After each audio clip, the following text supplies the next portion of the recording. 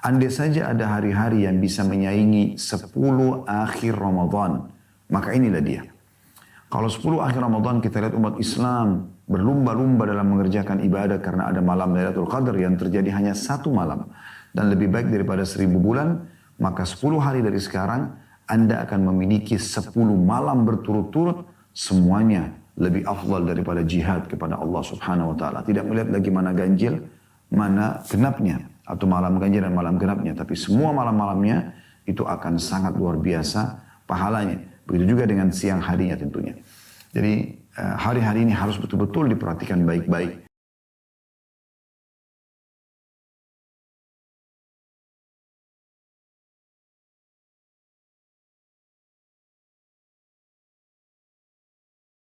Assalamualaikum warahmatullahi wabarakatuh. Alhamdulillah. Wassalatu wassalamu ala rasulillah. Segala puji dan puja kehadirat Allah subhanahu wa ta'ala. Juga salawat dan taslim kepada Nabi besar Muhammad sallallahu alaihi wa ala alihi wa sahbihi wasallam. Baik teman-teman sekalian, itu lebih jelas apa yang kita akan bahas ini. Anda bisa melihat surah At-Taubah dulu terlebih dahulu. Ya, surah nomor 9 ayat 36. Ya. Kita sama-sama buka insyaAllah. Ini awal bahasannya supaya jelas dari mana rujukan bahasan kita. Walaupun nanti akan mengerucut ya bahasan kita ke bulan Zulhijjah saja. Surah At-Taubah, surah nomor 9 ayatnya ya, ayat 36 berbunyi, A'udzu billahi minasyaitonir rajim. Inna 'iddatash shuhuri 'indallahi 12 syahran fi kitabillahi yawma khalaqas samawati wal arda minha arba'atun hurum. ذلك الدين القيم فلا تظلموا فيهن أنفسكم وقاتلوا المشركين كافة كما يقاتلونكم كافة واعلموا أن الله مع المتقين. Sungguhnya bilangan bulan di sisi Allah ada 12 bulan. Itulah bulan-bulan Hijriyah. Mulai dari Muharram bulan yang pertama, Safar bulan kedua, Rabiul Awal bulan ketiga, Rabiul Tsani bulan keempat, Jumadil Ula bulan kelima, Jumadil Tsani bulan keenam, Rajab bulan ketujuh, Sya'ban bulan kedelapan, Ramadan bulan kesembilan, Syawal bulan kesepuluh, ya, Dzulqa'dah yang Anda sekarang ada ini, bulan ke-11, tanggal 20 hari ini, dan Zulhijjah bulan depan. Dan yang akan kita titik beratkan nanti, bulan Zulhijjah terutama di 10 awalnya. Baik. Kemudian Allah mengatakan sungguhnya bilangan di sisi Allah adalah 12 bulan dalam ketetapan Allah di waktu dia menciptakan langit dan bumi.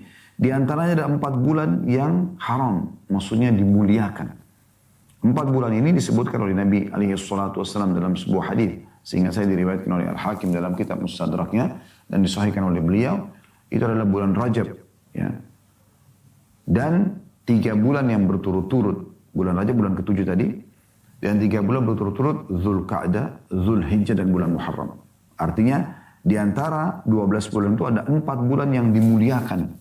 Kata Imam Qurtubi rahimahullah dalam tafsir beliau, yang dimaksud dengan dimuliakan artinya Allah subhanahu wa ta'ala akan lipat gandakan pahalanya ya, bagi pelaku kebaikan. Dan Allah bisa melipat gandakan hukuman bagi pelaku dosa gitu ya.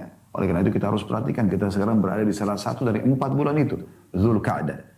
Dan bulan depan Zulhijjah masuk juga salah satunya, setelahnya juga bulan Muharram masuk salah satu dari 4 bulan. Allah mengatakan itulah ketetapan agama yang lurus. Ya, kita dianjurkan untuk menggunakan bulan-bulan Hijriah tersebut dalam hitungan kita. Dan janganlah kamu menganiaya dirimu, jangan kamu menganiaya diri kamu dalam bulan yang 4 itu. Maksudnya berbuat dosa. Ya, di sini Imam Qurtubi mengatakan karena di bulan-bulan ini kalau orang berbuat dosa bisa dilipat gandakan hukumannya. Dan perangilah kaum musyrikin itu semuanya sebagaimana mereka memerangi kamu. Kalau kita diperangi, kita melawan tentunya ya. Dan ketahuilah bahwasanya Allah beserta orang-orang yang bertakwa. Ya, ini landasan daripada bahasan kita dari Al-Quran. Ya. Kemudian juga teman-teman sekalian, kita lihat, tentu dari 4 bulan ini kita tidak bahas semuanya. Rajab, Dzulqa'dah, Zulhijjah, Muharram, tapi kita akan bahas bulan ya, Zulhijjahnya saja. Anda bisa buka juga surah Al-Fajr. Ya. Ini juga salah satu bahasan kita. Dan surah Al-Fajr ini, surah nomor 89 ya, dalam Al-Quran. Anda bisa lihat ya, ayat 1 sampai ayat 5. Sekali lagi surah nomor 89 ayat 1 sampai ayat 5. Saya bacakan, A'udzubillahi minasyaitonirrajim wal fajr. Waw di sini adalah waw kasam, waw sumpah. Seperti orang bilang wallahi. Allah juga bilang dalam surah Al-Asr, wal asr, ya. Demi masa, di sini Allah mengatakan demi pagi. Alif lam di sini, alif lam yang menekankan tentang masalah penjelasan ya, al-fajr atau fajrnya. Kalau tidak ada pakai alif lam wa fajr misalnya, kurang tepat secara retorika bahasa Arab juga sebenarnya tidak jelas subuh yang mana gitu. Tapi karena ada alif lam ini jelas subuh apa yang Allah maksudkan. Wal fajr. Mirip dengan wal asr. Kalau Allah bilang wa asr tanpa alif lam berarti demi masa. Masa apa? Belum jelas kalau dalam retorika bahasa Arab ya. Tapi Allah jelaskan wal asr, maksudnya demi masa waktu yang telah Allah berikan kalian di dunia, maksimalkan sebelum datang nanti hari penyesalan di hari kiamat. Dan di sini juga begitu. Wal fajr, demi subuh. Subuh mana yang Allah maksudkan? Umumnya ulama mengatakan subuh hari raya Idul Adha. Dan dari sini diambil juga ya sebuah istinbat dari sebagian ulama, kalau Idul Adha lebih afdal daripada Idul Fitri. Karena Idul Fitri ada sholat Id. Idul Adha juga ada. Tapi setelah Idul Fitri tidak ada perintah ibadah khusus. Anda bebas. Ya boleh silaturahim keluarga, boleh istirahat segala macam. Tapi kalau Idul Adha apa yang Allah bilang dalam surah Al-Kautsar, fasalli li rabbika wanhar. Salatlah hai Muhammad Idul Adha itu dan berkurbanlah setelahnya. Tidak ada ibadah kurban. Jadi Allah suruh perhatikan baik-baik subuh Idul Adha itu. Jangan luput sholat Idul Adha-nya, jangan luput kurban setelahnya. Lalu perhatikan, dari sini sebagian ulama memberikan gambaran tentang ya inilah malam-malam yang menyaingi 10 terakhir Ramadan. Allah bilang walayalin ashr, dan 10 malam berturut-turut sebelum subuh itu. Dari mulai 1 Zulhijjah sampai 10 Zulhijjah. Malam-malamnya tanpa melihat ganjil atau genap, kejar ibadah di situ. Allah bersumpah di sini. Lalu Allah bilang wasyaf'i wal watr di ayat 3-nya. Dan yang genap juga yang ganjil. Di sini sebagian ulama mengatakan yang genap maksudnya tanggal 8 Zulhijjahnya. Hari Tarwiyah. Hari di mana hari pertama jemaah haji dianjurkan untuk kumpul di Mina. Dikenal dengan hari Tarwiyah. Kemudian wal watr, hari ganjilnya maksudnya adalah hari Arafah. Hari Arafah. Dan ini puncak ibadah haji tanggal 9 Zulhijjah. Ya kata Nabi SAW, Al-Hajju Arafah. Haji adalah hari Arafah. Dan ini yang perlu diperhatikan, semua jemaah haji wajib hadir pada saat nanti akan kita lebih jelaskan di penjabaran nanti insya Allah. Kemudian Allah mengatakan, ayat 4-nya, wal laili idha yasr. Dan hati-hati bila malam itu berlalu. Maksudnya, kalau kamu sia-siakan, ini rugi sekali gitu. Ayat 5-nya Allah pastikan lagi, hal fi dzalika qasamun lidhi hijr. Padahal demikian itu terdapat sumpah yang dapat diterima oleh orang-orang yang berakal. Maksudnya Allah telah bersumpah di ayat 1-nya. Dan di ayat 2 juga ayat 3, ayat 4 ini semuanya berhubungan dengan sumpah itu juga. Demi subuh hari raya Idul Adha, kejar sholatnya, kejar berkurban setelahnya, maksimalkan bertakbir, bertahlil dan seterusnya. Nanti akan kita jelaskan ibadah-ibadah yang dikerjakan. Dan 10 malam berturut-turut. Malam-malam ini jangan sia-siakan. Jangan lihat lagi genap ganjilnya seperti 10 tahun Ramadan. Semuanya maksimalkan. Dan puncak mulai ibadah haji tanggal 8 dan tanggal 9 Zulhijjahnya, syafaq wal watr. Dan Allah mengatakan, dan hati-hati kalau malam-malam itu berlalu, karena di situ sudah ada sumpahku. Allah bersumpah. Dan itu tentu dapat diterima oleh orang-orang yang berakal. Baik, ini teman-teman sekalian ayat-ayat Al-Quran yang membahas tentang masalah ya 10 awal bulan Zulhijjah. Mulai tadi dari surah At-Taubah surah nomor 9 ayat 36. Kemudian kita juga sudah sempat menyinggung surah Al-Fajr surah nomor 89 ayat 1 sampai ayat 5. Dan juga tadi surah Al-Kautsar yang memerintahkan untuk sholat Idul Adha dan juga berkurban setelahnya. Baik, kita akan coba lebih dalam membahas teman-teman sekalian apa keutamaan di 10 awal bulan Zulhijjah itu. Saya akan coba mengangkat apa yang ditulis oleh Syekh Abdullah bin Abdurrahman Al-Jibrin dalam buku beliau Fadl Ashri Zulhijjah wal Amal Al-Warida Fiha. Keutamaan 10 awal bulan Zulhijjah dan amal-amal yang dianjurkan pada 10 awal Zulhijjah itu. Yang paling pertama beliau mengangkat adalah hadis Nabi alaihi salatu wassalam diriwayatkan oleh Imam Bukhari. Renungi baik-baik hadis ini, ya, catat baik-baik, amalkan dalam kehidupan kita. 10 hari dari sekarang, Anda akan masuk di hari-hari ini. Dengarkan baik-baik. Dari Ibnu Abbas radhiyallahu anhuma, beliau berkata, Nabi SAW bersabda, "Ma min ayyamin al-'amalu as-salihu fiha ahabbu ila Allah azza wa jal min hadhihi al-ayyam." يعني أيام العشر قالوا يعني أيام العشر قالوا يا رسول الله ولا الجهاد في سبيل الله قال ولا الجهاد في سبيل الله إلا رجل خرج بنفسه وماله فلم يرجع من ذلك بشيء. Tidak ada hari di mana amal soleh saat itu lebih dicintai oleh Allah daripada hari-hari ini, yakni 10 hari awal bulan Zulhijjah. Apa makna potongan sabda Nabi SAW ini? Tidak ada hari-hari sepanjang tahun. Semua jenis amal soleh, wajib ataupun sunnah, yang lebih Allah cintai. Maknanya lebih besar pahalanya. Karena lebih dicintai oleh Sang Raja Allah Subhanahu Wa Taala. Ya, lebih besar pahalanya, lebih mulia di sisi Allah Subhanahu Wa Taala dibandingkan amal-amal yang dikerjakan di 10 awal bulan Zulhijjah. Coba Anda bayangkan. Dan kita akan masuk 10 hari lagi, insya Allah dari hari-hari ini. Maka para sahabat karena penasaran mereka mengatakan, "Ya Rasulullah, tidak juga jihad di jalan Allah."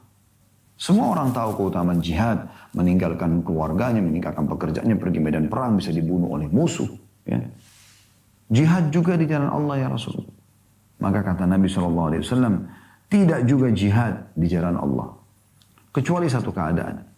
Seseorang yang keluar berjihad membawa jiwa dan hartanya, lalu tidak kembali membawa apapun dari keduanya. Artinya dia mati terbunuh di medan perang, mati syahid, plus harta yang dia bawa ke medan perang semuanya habis disedekahkan. Baru makna hadisnya bisa menyamai amalan yang dikerjakan di 10 awal bulan Zulhijjah, apakah itu amal wajib atau amal sunnah. Amalan sunnah pun masuk di dalamnya. Artinya, Anda berzikir mengatakan subhanallah, walhamdulillah, wa la ilaha illallah, Allahu akbar misalnya. Atau la hawla wa la quwata illa billah.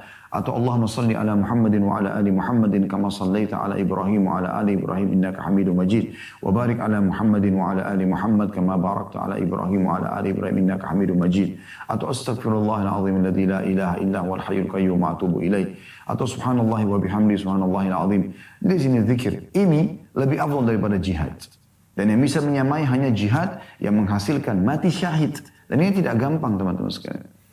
Karena untuk mati syahid butuh keikhlasan yang luar biasa. Tidak semua orang pergi medan perang kemudian mati lalu mati syahid. Anda pernah dengar gak seorang sahabat Nabi bernama Khirqirah. Orang ini disebutkan dalam hadits Bukhari adalah orang yang suka melayani Nabi alaihi salatu wassalam. Dialah yang mengatur pelana Nabi SAW ya.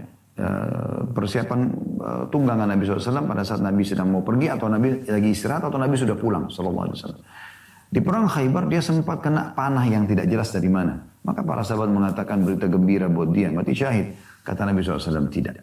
Sesungguhnya kain, ada sepotong kain, sapu tangan gitu, yang disembunyikan di kantong yang dia ambil sebelum pembagian harta rampasan perang, sudah cukup memasukkannya ke dalam api neraka. Coba bayangkan, ngambil ya, harta rampasan perang yang nanti jadi halal buat dia kalau setelah diberikan kepada panglima perang dan dibagi, tapi dia ambil lebih dulu, dia kantongin, dia curi gitu kan, maka sudah cukup membuat dia malah tertolak gitu kan. Berapa banyak orang yang meninggal seperti kisah Kazman, ya salah satu orang dari Madinah yang masuk di perang Uhud kemudian menghadapi musuh dengan begitu gencarnya, saking banyaknya korban dia dan saking beraninya dia sampai para sahabat mengatakan orang ini ahli surga. Kata Nabi SAW tidak. Orang ini ahli neraka. Maka sebagian sahabat penasaran mengikuti Kazman ini sampai ternyata Kazman kena sabetan pedang musuh ya dari pasukan Quraisy di daerah kakinya berdarah sobek karena kesakitan. Dia ke pinggir medan perang, dia duduk lalu dia ambil pedang lalu dia bunuh diri sambil mengatakan aku hanya berperang membela kaumku.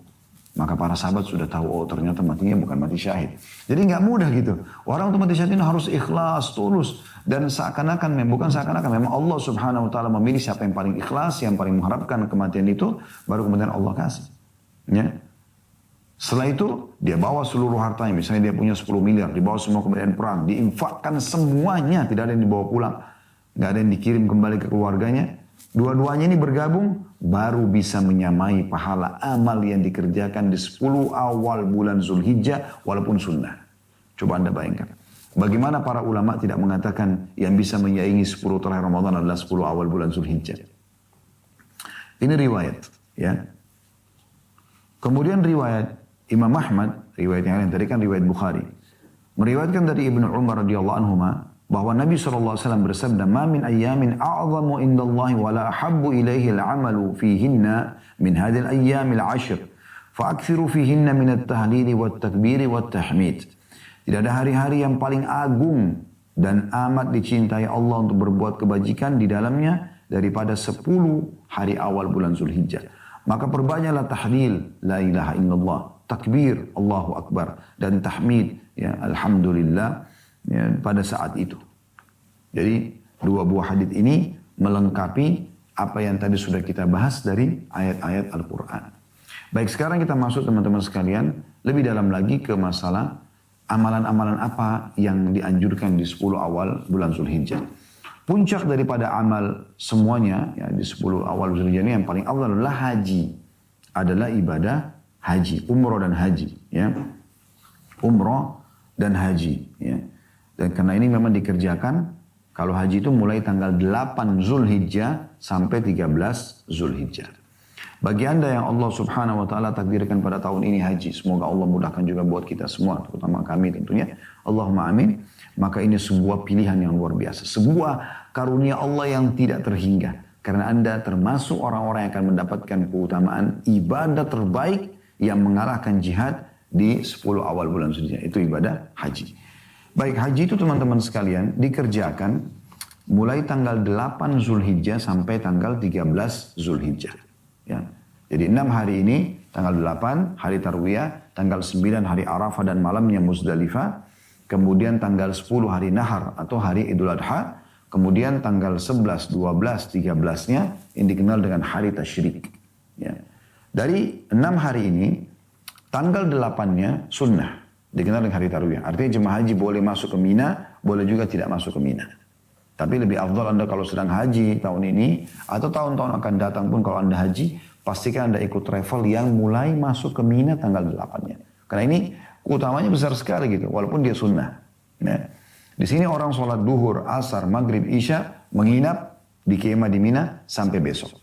Pada saat menjelang duhur, selepas waktu duha, ya, tanggal 9-nya jemaah haji menuju ke Arafah. Nah ini hari puncak wajibnya haji. Mulai hari kedua, ya, tanggal 9. Ini mulai jemaah haji tinggal di Arafah, beribadah, berdoa, memohon ampun kepada Allah Subhanahu wa ta'ala, memperbanyak semua jenis ibadah sampai terbenam matahari, dan tidak boleh keluar sebelum terbenam matahari.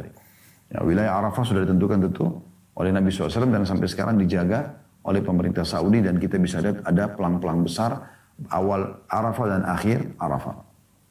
Setelah terbenam matahari di malam itu tanggal 9 Zulhijjah, tepatnya malam lebaran Idul Adha, anda menuju ke Muzdalifah. Afdalnya, sunnahnya anda nginap sampai sholat subuh. Selepas sholat subuh baru kemudian anda melakukan aktivitas yang nanti akan saya sebutkan.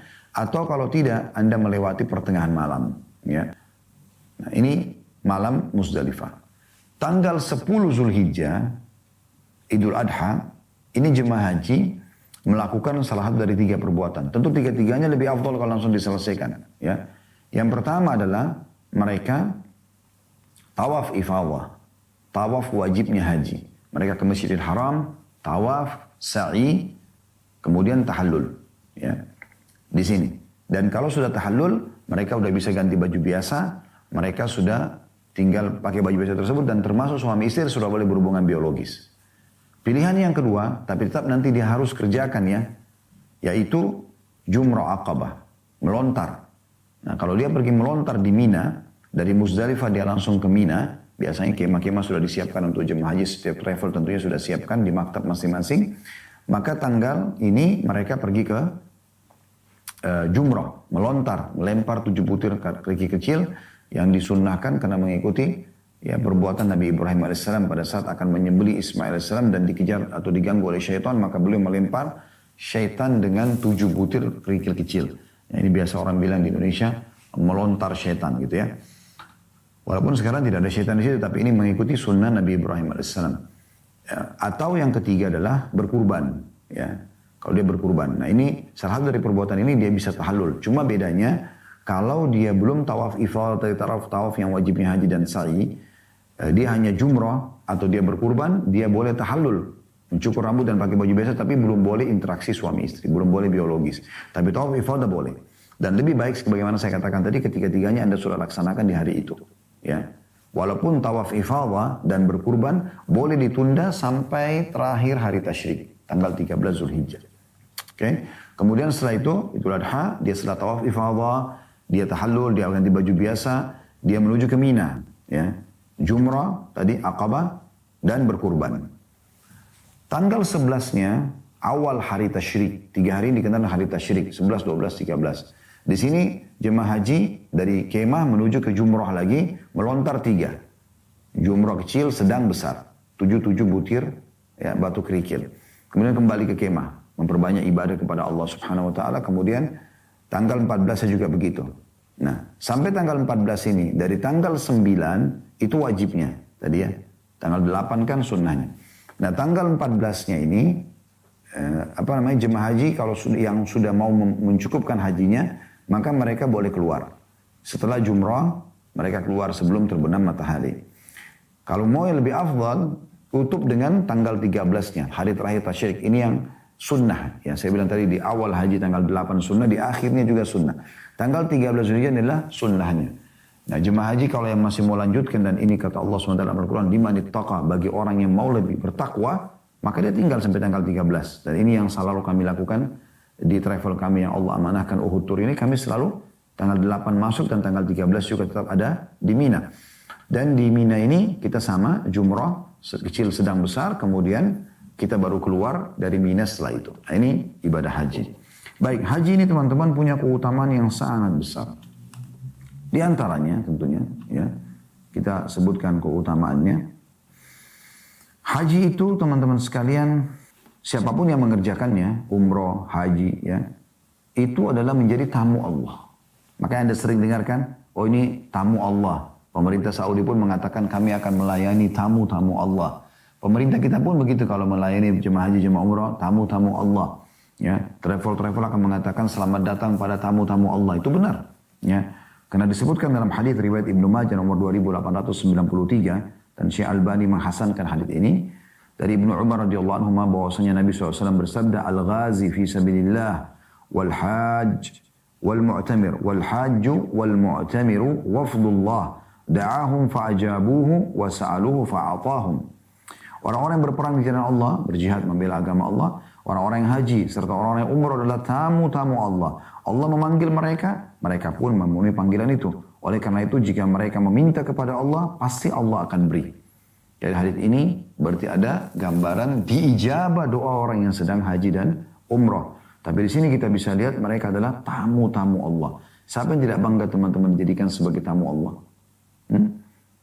Kalau Anda menjadi tamu salah satu dari raja-raja dunia, Anda sudah bangga sekali.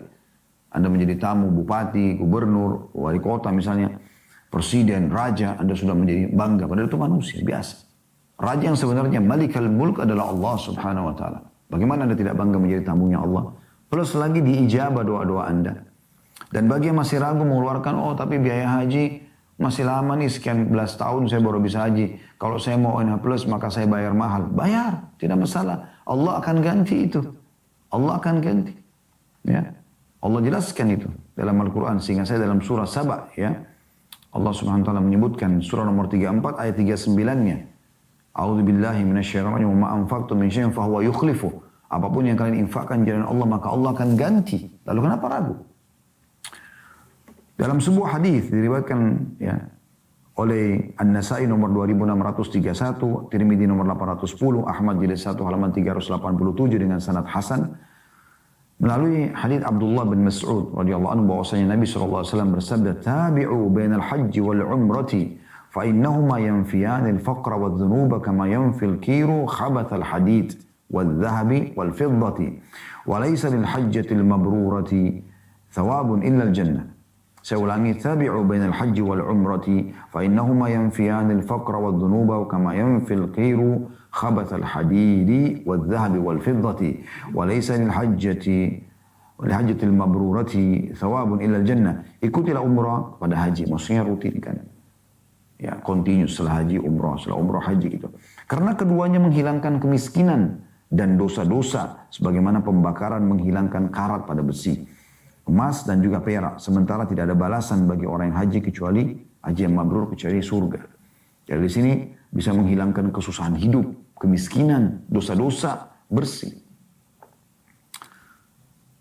Begitu juga disebutkan dalam hadis yang lain, bagaimana Nabi SAW memastikan tentang pembersihan dosa yang disebutkan dalam hadis tadi sebelumnya, riwayat Bukhari nomor 1521, dari hadis Abu Hurairah radhiyallahu anhu bahwasanya Nabi SAW bersabda, "Man hajja lillah falam yarfuth walam yafsuq raja'a ka yaumi waladathu ummuh." Siapa yang berhaji ke Ka'bah lalu tidak berkata-kata seronok, tidak berbuat kefasikan, berbuat dosa, kriminal, maka dia pulang ke negerinya sebagaimana baru dilahirkan oleh ibunya, bersih dari semua dosa. Ya. Demikian pula masalah haji mabrurnya, haji yang diterima, balasannya adalah surga sebagaimana disebutkan tadi dalam hadis. Ditambah lagi haji mabrur adalah afdolnya jihad. Dari hadis yang disebutkan oleh Bukhari nomor 1520 dari Ummul Mukminin Aisyah radhiyallahu anha, beliau berkata, "Ya Rasulullah, naral jihad afdal al-amal. Afala nujahid?" Wahai Rasulullah, kami lihat jihad adalah amal yang paling afdal. Boleh enggak kami berjihad? Qala la, lakin afdal al-jihad hajjul mabrur. Tidak, kata beliau, perempuan tidak perlu haji. Tapi ketahuilah, afdal jihad adalah haji yang mabrur. Oleh karena itu haji mabrur, haji yang mengikuti syarat dan peraturannya, akan dibalas dengan surga. Itu juga dijelaskan dalam hadis Bukhari Muslim yang lain ya. Bukhari meriwayatkan nomor 1773 dan Muslim nomor 1349 dari hadis Abu Hurairah radhiyallahu anhu bahwasanya Nabi SAW bersabda, "Wal hajjul mabrur laisa lahu jazaa'un illa al-jannah." Haji yang mabrur mengikuti syarat dan ketentuan-ketentuan yang sudah ditentukan oleh Allah dan Rasulnya sallallahu alaihi wasallam, maka tidak ada balasannya kecuali surga. Demikian pula dia merupakan amal yang afdal luar biasa. Kenapa pernah ditanya ya dalam hadis riwayat Bukhari nomor 1519 dari hadis Abu Hurairah radhiyallahu anhu, beliau berkata, "Su'ilan Nabi sallallahu alaihi wasallam," ditanyakan kepada Nabi sallallahu alaihi wasallam, "Ayyul a'mali afdal?" Amal apa yang paling afdal, yang paling Allah cintai, paling besar pahalanya? Qala imanu billahi wa rasuli. Beriman kepada Allah dan Rasulnya dulu. Qila thumma madza? Qala jihadun fi sabilillah. Lalu ditanya apa setelah itu? Beliau mengatakan jihad di jalan Allah. Qila thumma madza? Lalu kemudian apa? Kata Nabi SAW, hajjul mabrur. Haji yang mabrur. Jadi haji ini luar biasa gitu, keutamaannya. Dan sekian banyak keutamaan haji ya. Ini dan umrah. Dan bagi anda ya, yang masih Allah Subhanahu wa ta'ala mudahkan, ya ada rezeki, masih bisa membayar, masih bisa ikut mendaftar di last minute pun daftar, pergi. Karena kita tidak pernah tahu apakah ini haji terakhir kita atau tidak. Ya. Kemudian yang kedua, teman-teman sekalian, dianjurkan, itu tadi hajinya ya, sudah kami jelaskan panjang, ini afdal ibadah, ini cukup panjang karena memang dia adalah ibadah puncak daripada 10 Zulhijjah itu. Yang kedua adalah berpuasa di 9 hari berturut-turut itu. Mulai tanggal 1 sampai tanggal 9 Zulhijjah. Ya. Kalau anda tidak sempat, ya, anda berpuasa berapa hari anda mampu. Kalau anda tidak sempat, minimal jangan kehilangan tanggal 9 Zulhijjah yang dikenal dengan hari Arafah. Bagi yang sedang tidak haji, dianjurkan puasa di hari Arafah ini. Ya. Kenapa ada anjuran untuk berpuasa 9 hari tersebut? Ini disebutkan oleh Syekh Jibrin hafizahullah. Beliau mengatakan beranjak daripada hadis Bukhari tadi bahwasanya semua amal yang paling Allah cintai dikerjakan di 10 awal Zulhijjah, maka beliau mengatakan puasa termasuk amal yang paling afdal. Ya, beranjak daripada hadis qudsi diriwayatkan oleh Bukhari Muslim. Kata Allah Subhanahu wa taala, Nabi SAW bersabda meriwayatkan tentang dari Tuhannya Allah Subhanahu wa taala tentang puasa, fa innahu li wa ana ajzi bihi. Sesungguhnya dia milikku dan aku akan membalasnya langsung, kata Allah. Yadha'u syahwata wa ta'ama wa syaraba min ajli. Dia meninggalkan syahwatnya, makanannya dan minumannya karena aku. Ya. Diriwayatkan pula dari hadis Abu Sa'id Al-Khudri radhiyallahu anhu bahwasanya Rasulullah SAW bersabda, "Ma min 'abdin yasumu yawman fi sabilillah illa ba'ada Allah bidzalika wajhahu 'anil nari 70 kharifa." Tidak ada seorang hamba berpuasa satu hari di jalan Allah karena Allah dia puasa, melainkan Allah pasti akan menjauhkan dirinya dengan puasa itu dari api neraka sejauh 70 tahun. Diriwayatkan oleh Bukhari dan Muslim. Ya. Dan ini disebut juga dengan puasa tatawu, puasa tambahan. Seperti riwayat Bukhari yang lain, di mana Nabi SAW pernah pulang ke rumahnya lalu berkata kepada Ummul Mukminin Aisyah radhiyallahu anha, "Apakah kalian punya makanan?" Kata Aisyah, "Tidak ada ya Rasulullah." Kata Nabi SAW, kalau begitu aku berpuasa. Ini bukan Senin dan Kamis, karena puasa Senin dan Kamis selalu Nabi SAW tidak perlu tanya makanan, sudah langsung puasa. Tapi di hari lain, ini dikenal dengan puasa tatawu. Nah ini dimaksud dengan puasa yang Anda kerjakan di waktu ini gitu. Nah, di 9 hari ini. Anda mampu 9 hari, bagus. Anda tidak mampu 8 hari, 7 hari, 5 hari, terserah, bebas. Kalau tidak bisa, minimal jangan kehilangan tanggal 9-nya. Nah kalau ini bukan lagi tatawu'nya, tapi ini memang puasa yang sangat ditekankan ya. Sunnah muakkad dalam masalah ini, yaitu puasa hari Arafah bagi yang sedang tidak haji. Kalau haji tidak ada puasa ini tentunya. Sekali lagi orang yang haji tidak ada puasa ini. Karena Nabi SAW pada saat haji tidak menganjurkan, tidak berpuasa dan tidak menganjurkan sahabat yang sedang berpuasa, yang sedang haji untuk berpuasa. Karena mereka sudah hadir di Arafahnya. Tapi yang sedang tidak haji dianjurkan puasa. Beranjak daripada hadis riwayat Muslim dari hadis Abu Qatadah radhiyallahu anhu bahwasanya Nabi SAW bersabda, "Siyamu yaumi Arafah ahtasibu 'ala Allah an yukaffira as-sanata allati qablahu was-sanata allati ba'dahu." Berpuasa hari Arafah melebur dosa-dosa setahun yang lalu dan setahun yang akan datang. Artinya Anda dapat pengampunan 365 hari yang lalu dan 365 hari ke depan hanya dengan puasa sehari saja. Oleh karena itu tanggal 9 Zulhijjah, lingkarin baik-baik Anda puasa pada hari itu. Kemudian yang ketiga teman-teman sekalian dianjurkan, kata beliau, memperbanyak takbir dan zikir di hari-hari tersebut. Sebagaimana Allah subhanahu wa ta'ala sebutkan dalam surah Al-Hajj ayat 28. A'udhu billahi minasyaitanir rajim. Wa yadhkuru smallahi fi ayyamin ma'lumat. Dan agar mereka menyebut nama Allah pada hari-hari yang telah ditentukan. Para ahli tafsir menafsirkan kata beliau, dengan 10 hari awal bulan Zulhijjah. Karena itu para ulama menganjurkan untuk memperbanyak zikir pada hari-hari tersebut.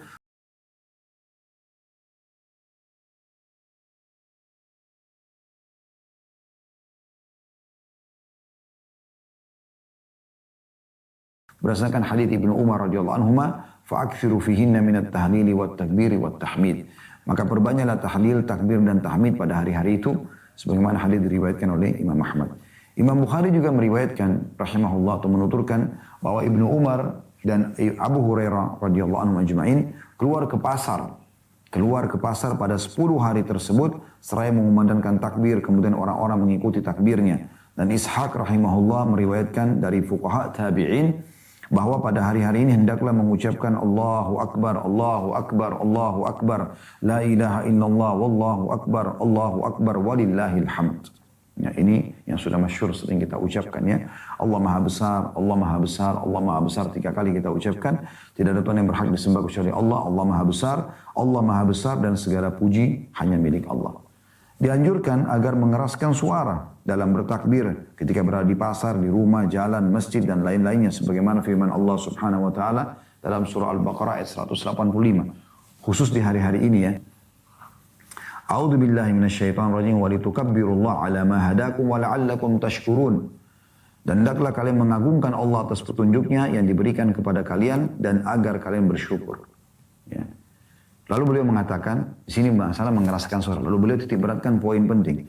Tidak dibolehkan mengumandangkan takbir bersama-sama, yaitu dengan berkumandang atau berkumpul pada satu majelis dengan mengucapkan dengan suara keras atau qor. Hal ini tidak pernah dilakukan oleh para salaf, yang menurut sunnah adalah masing-masing orang bertakbir sendiri-sendiri walaupun suaranya terdengar.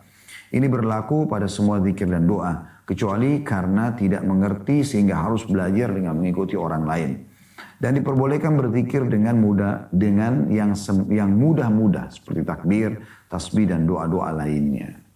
Nah ini anjuran yang ketiga yang kita lakukan selain haji, ya, selain berpuasa juga kita memperbanyak zikir, terutama takbir, tahlil dan tahmidnya.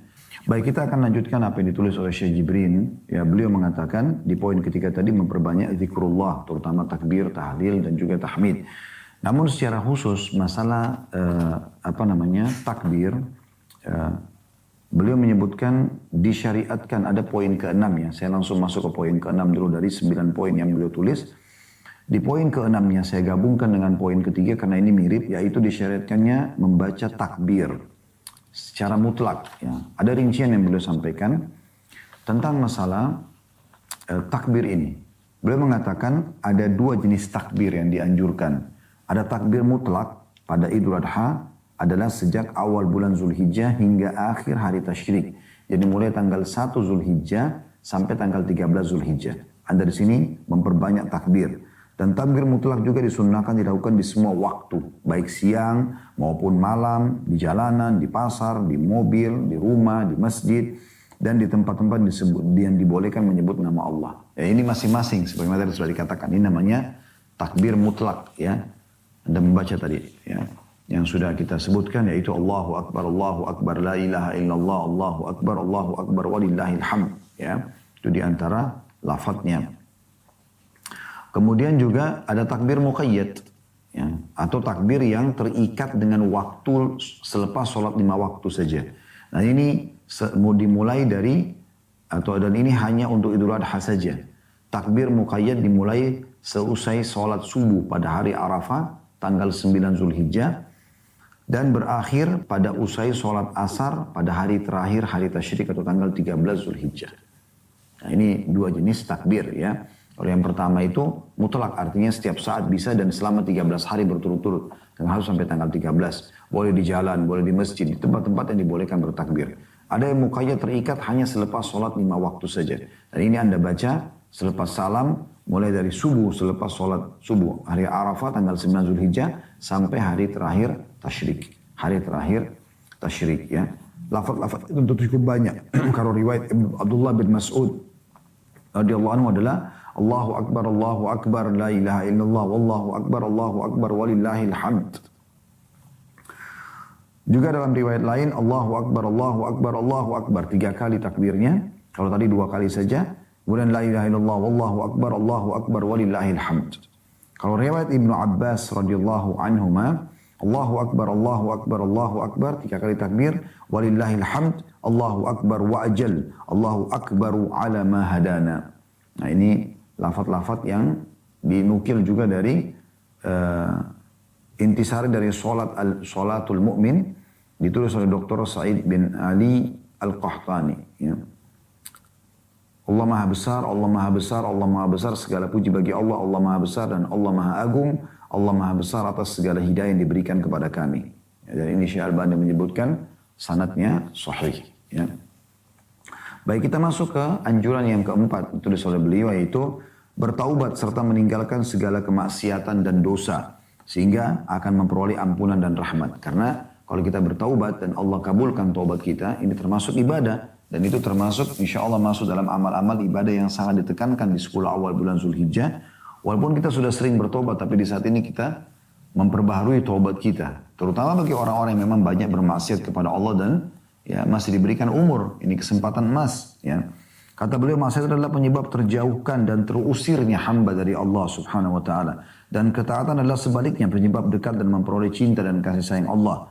Disebutkan dalam sebuah hadis dari Abu Hurairah radhiyallahu anhu bahwa Nabi SAW bersabda, "Innallaha yaghar wa ghairatullahi an ya'tiyal mu'minu ma harrama Allah." Sesungguhnya Allah itu cemburu, dan kecemburuan Allah adalah bila seorang hamba melakukan apa yang telah ia haramkan, ya, atau apa yang telah Allah haramkan terhadapnya. Hadis riwayat Bukhari dan Muslim. Dan tentu banyak hadis-hadis tentang masalah taubat seperti Nabi SAW mengatakan, ini la astaghfirullah wa atubu ilaihi fi yawmin 70 marrah, dalam riwayat lain 100 marrah, ya, atau 100 marrah. Sungguhnya aku beristighfar dan bertobat kepada Allah dalam sehari, ya, itu 70 kali, riwayat lain 100 kali. Ini termasuk amal-amal yang sangat baik yang kita bisa amalkan ya di waktu-waktu hari tersebut. Yang kelima, memperbanyak umumnya amal soleh, kata beliau, berupa ibadah sunnah seperti sholat sunnah, sedekah, jihad, membaca Al-Quran, amar ma'ruf nahi mungkar, dan lain-lain sebagainya. Sebab amal-amalan tersebut pada hari ini dilipat gandakan pahalanya. Bahkan amal ibadah yang lebih utama bila dilakukan pada hari ini akan mendapatkan lebih utama. Ya. Amalan yang tidak utama, maaf saya ulangi, bahkan amal ibadah yang tidak utama bila dilakukan pada hari itu akan menjadi lebih utama dan dicintai oleh Allah Subhanahu wa taala daripada amal ibadah pada hari lainnya, meskipun merupakan amal ibadah yang utama. Bahkan sekalipun jihad yang merupakan amal ibadah yang amat utama, ya, kecuali jihad orang yang tidak kembali dengan harta dan jiwanya. Artinya sibukkan diri selama 10 awal Zulhijjah itu dengan semua amal soleh yang Anda mampu kerjakan. Ya, maksimalkan pada saat itu. Kemudian yang keenam saya langkahi, yaitu beliau mengatakan dianjurkan membaca takbir mutlak, dan ini sudah kita jelaskan tadi ya, saya hubungkan dengan poin atau ketiga masalah memperbanyak zikrullah. Langsung kita masuk yang ketujuh, berkurban pada hari raya Idul Adha. Terutama mulai dari Idul Adha, selepas sholat Id, Idul Adha sampai hari terakhir tasyrik. Nah, ini dianjurkan untuk ya dilakukan. Hal ini karena mengikuti sunnah Nabi Ibrahim alaihi salatu wassalam. Jadi anjuran sangat ditekankan sekali untuk berkurban teman-teman sekalian ya. Dimanapun Anda berada, Anda dianjurkan berkurban ya. Dan Anda bisa memilih salah satu dari 3 jenis hewan kurban. Unta, sapi, ataupun kambing. Ya, masuk di kategori sapi, kerbau, masuk di kategori kambing, domba tentunya ya. Dan Nabi SAW mengingatkan masalah itu. Ya, di hadits ini disebutkan oleh Al-Mundri dalam kitab Targhib wa Tarhibnya dan juga disahihkan oleh Syekh Albani dalam Sahih At-Targhib wa Tarhib. Hadits Abu Hurairah radhiyallahu anhu, beliau berkata Rasulullah SAW bersabda, man wajada sa'atan li an yudahhiya falam yudahhi fala yahdhur musallana. Barang siapa yang mendapatkan kelapangan untuk berkurban namun dia tidak berkurban, maka janganlah dia mendatangi tempat sholat kami. Ya, Nabi SAW menegur orang seperti ini ya. Jadi harusnya kita berkurban semampu kita ya. Tentu berkurban ini semampu ya. Kita mampu seekor sendiri alhamdulillah. Tapi kalau ada satu orang cuma mampu untuk berkurban 1 ekor untuk seluruh keluarganya, istri dan anaknya, maka dibolehkan 1 ekor untuk 1 keluarga gitu kan. Ini dibolehkan. Juga kalau kita berkurban semuanya, termasuk dengan kulit-kulitnya. Dan tidak boleh kita mengambil kulitnya apalagi menjual ya. Ini tidak boleh, kecuali orang yang sudah menerima itu sebagai bagian daripada yang dia dapatkan, bukan dia yang berkurban, lalu dia menjadikan uang dari perut, terbeda. Tapi kalau orang yang berkurban tidak boleh. Beranjak daripada hadis yang sama disebutkan oleh Mudhir dalam Targhib wa Tarhibnya dan disahihkan oleh Syekh Albani dalam Sahih Targhib wa Tarhib. Itu dari hadis Abu Hurairah radhiyallahu anhu, beliau berkata Rasulullah SAW bersabda, man ba'a jilda udhiyatihi fala udhiyata lahu. Barang siapa yang menjual kulit hewan kurbannya, maka tidak ada kurban baginya. Ya. Dan juga kalau kita mau ya, mendapatkan pahala yang besar, kita bisa ya ikut menyembelih. Kalau Anda di lokasi ya, kalau Anda tidak bisa, maka Anda titipkan di tempat yang cukup jauh, maka tidak ada masalah. Ya, makanya kami di Ad-Hafam itu kami buatkan program boleh ikut menyembelih kalau Anda mau hadir di tempat ya, penyembelihan nanti insya Allah, dan kami akan ajarkan caranya, kemudian kami juga akan berikan sertifikatnya, sebagaimana dilihat tadi dalam iklan ya. Dan itu Nabi SAW sampaikan dalam masalah adab menyembelih ini dari hadis Shaddad bin Aus radhiyallahu anhu, dia berkata Rasulullah SAW bersabda, Inna Allah kataba al-ihsana ala kulli syai, fa idza qataltum fa ahsinul qitla, wa idza dzabhtum fa ahsinul dzibha, wal yuhidda ahadukum syafratah, wal yurih dzabihata. Sesungguhnya Allah telah mewajibkan berbuat baik atas segala sesuatu, maka jika kalian membunuh, maka perbaguslah membunuh itu. Maksudnya baik-baik dalam medan perang, tidak boleh ada mutilasi dalam Islam, bunuh musuh mati selesai. Itu pun dalam keadaan darurat dia membunuhnya, gitu kan. Bukan semua orang harus dibunuh, gitu. Ya, apalagi kalau orang sudah menyerah dalam medan perang, maka dijadikan sebagai tawanan, didakwahi, bahkan diberikan ya pelayanan yang baik supaya dia bisa mengenal Islam. Dan jika kalian menyembelih, maka perbaguslah cara menyembelih kalian. Maka hendaklah salah seorang dari kalian menajamkan pisaunya dan membuat nyaman hewan sembelihnya. Ini luar biasa ini kan. Dan hadis ini diriwayatkan juga oleh Al-Mundhir dalam kitab Targhib wa Tarhib dan disahihkan oleh Syekh dalam Sahih Targhib wa Tarhib ya. Semua ini kurang lebih berurut ya, nomor 1087, 1088, 1089 dan sekarang nomor 1090 riwayat Ibnu Abbas radhiyallahu anhu, marra Rasulullah sallallahu alaihi wasallam ala rajulin wadi'in rijlahu ala shafhati syatin wa huwa yuhiddu shafratah wa hiya talhadhu ilayhi bi basariha qala afala qabla hadha aw turidu an tumitaha mautat. Artinya Rasulullah SAW melewati seorang laki-laki yang sedang meletakkan kakinya di lambung seekor domba sambil dia mengasah pisaunya, dan domba itu memperhatikan dengan matanya. Maka Nabi SAW bersabda, mengapa tidak kau lakukan sebelum ini? Kenapa tidak asah pisau dulu, baru kemudian kau siap-siap menyembelihnya? Kenapa mengasah pisau sambil memperlihatkan ke domba tersebut? Atau kamu ingin mematikannya beberapa kali? Dalam riwayat lain, Umar bin Khattab pernah melihat ada orang mau menyembelih atau menyeret dombanya sampai domba itu teriak-teriak. Maka kata Umar bin Khattab, apa kau akan membunuhnya berulang-ulang? Kenapa harus seperti ini? Gitu. Dan ini menandakan Islam datang mengajarkan sesuatu yang sangat baik. Ya. Dan para sahabat ridwanullah alaihim, mereka sudah memilih 6 bulan sebelumnya domba-domba mereka, hewan sembelihan mereka gemukkan lalu mereka sembelih. Ya. untuk memberikan yang terbaik di jalan Allah Subhanahu wa taala. Kemudian yang kedelapan, sholat Idul Adha, ya, serta mendengarkan khutbahnya. Sholat Idul Adha dan mendengarkan khutbahnya. Makanya dianjurkan sekali. Ya. Halal Idul Adha, Idul Fitri, Idul Adha sangat dianjurkan sholat. Walaupun orang yang sedang sholat itu, ya, atau yang sedang hadir orang yang haid, orang yang berhalangan. Ya. Jadi dibolehkan hadir. Mereka mendengarkan khutbah. Apalagi dianjurkan di tempat yang, ya, terbuka. Ya, seperti lapangan gitu ya. Dan Nabi SAW menganjurkan semua datang, anak kecil, perempuan, orang tua, disuruh hadir. Dan sunnah juga lewat di sebuah jalan pada saat pergi dan pulangnya berbeda gitu kan. Dan beliau mengatakan setiap muslim hendaknya memahami hikmah disyariatkannya hari raya ini. Hari ini adalah hari bersyukur dan beramal kebajikan. Maka janganlah dijadikan sebagai hari keangkuhan dan kesombongan. Janganlah dijadikan kesempatan bermaksiat dan bergelimang dalam kemungkaran seperti nyanyian, judi, mabuk, dan sejenisnya yang akan menyebabkan terhapusnya amal kebaikan yang dilakukan selama 10 hari itu. Dan yang terakhir beliau mengatakan yang kesembilan, selain hal-hal yang telah disebutkan di atas, hendaklah seorang muslim dan muslimah mengisi hari-hari dengan melakukan ketaatan, zikir dan syukur kepada Allah SWT, melaksanakan segala kewajiban dan menjauhi segala larangan, memanfaatkan kesempatan ini dan berusaha memperoleh kemurahan Allah SWT agar mendapatkan ridhonya. Ya. Kalau di sholat id tentunya saya tambahkan, kalau seandainya Anda sedang sholat id cuma 2 rakaat, gitu kan. Tentu biasanya sholat dulu, Idul Fitri Idul Adha, kemudian baru khutbah. Dan Anda usahakan dengar dan jangan bubar sampai khutbah selesai. Ya. Sholat rakaat pertama dan niatkan dalam hati untuk mengerjakan sholat Idul Fitri atau Idul Adha, kemudian Anda takbir. Selain takbiratul ihramin dianjurkan bertakbir 7 kali lagi. Setelah itu Anda biasa membaca iftitahnya, kalau sempat, kalau enggak langsung baca Al-Fatihah, biasanya imam baca Al-Fatihah. Baca Al-Fatihah langsung Anda dengarkan bacaannya, kemudian baca surah, lalu ruku, i'tidal, sujud, seterusnya. Seperti biasa kemudian berdiri ke rakaat kedua. Nah ada namanya takbir intiqal, berpindah ke rakaat yang kedua. Begitu pindah ke rakaat kedua, Allahu Akbar, dan berdiri ke rakaat kedua, Anda takbir lagi 5 kali. Selebihnya Anda lanjutkan seperti biasa. Allahu a'lam.